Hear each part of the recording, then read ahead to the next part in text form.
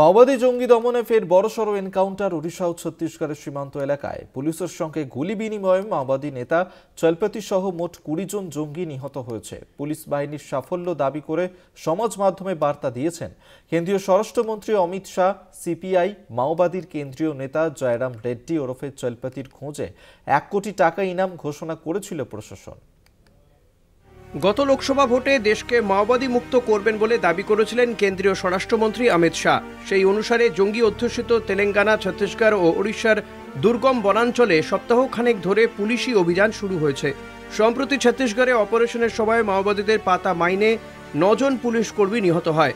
তারপর থেকে CRPF, cobra বাহিনীকে সঙ্গে নিয়ে সংশ্লিষ্ট রাজ্যের পুলিশি অভিযানে সর্বশেষ বড়সড় সাফল্য আসে ওড়িশা ও ছত্তিশগড়ের সীমান্ত এলাকার গড়িয়াবান্ধ জেলায়। ঘন জঙ্গলের মধ্যে নিরাপত্তা বাহিনীর সঙ্গে দীর্ঘ গুলির লড়াইয়ের শেষে এখনও পর্যন্ত 20 জন জঙ্গি নিহত হয়েছে বলে প্রশাসনিক সূত্রে দাবি করা হয়েছে। ঘটনাচক্রে নিহত মাওবাদীদের মধ্যে দলে কেন্দ্রীয় কমিটির অন্যতম শীর্ষ নেতা জয়রাম রেড্ডি ওরফে চলপতি রয়েছেন বলে জানিয়েছে ছত্তিশগড় পুলিশ। গত 2 দশক ধরে একাধিক বিস্ফোরণ ও হত্যাকাণ্ড সংগঠিত করার অভিযোগে চলপতিকে খুঁজছিল পুলিশ। তার মাথার দাম ধার্য হয়েছিল 1 কোটি টাকা। চলপতির মৃত্যু ওই অপারেশনে বড় সাফল্য নিরাপত্তা বাহিনীর কাছে। কেন্দ্রীয় স্বরাষ্ট্রমন্ত্রী অমিত শাহ এই অপারেশনকে সরকারের বড়সড় সাফল্য বলে দাবি করে পোস্ট করেছেন।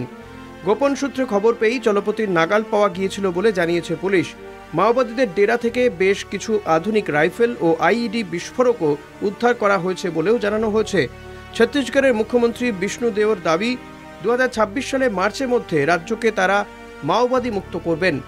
3 জেলাতেই কেন্দ্রীয় বাহিনীর সহায়তায় ওই অপারেশন জারি থাকছে বলেও জানিয়েছেন মুখ্যমন্ত্রী।